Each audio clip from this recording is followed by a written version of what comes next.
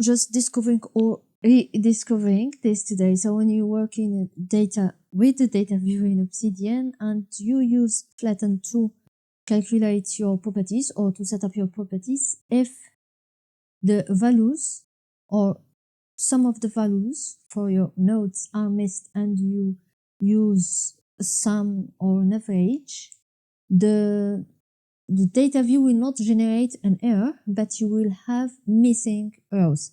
So you do not what happened, you do not understand why data is missing. Is missing because the corresponding node has the value missing, the value that you are using in your sum on your average missing.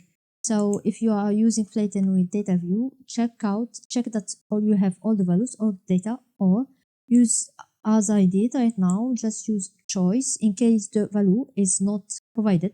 Replace it with the value that you think, or you think it's the most that fit, or it's the value that will fit the situation.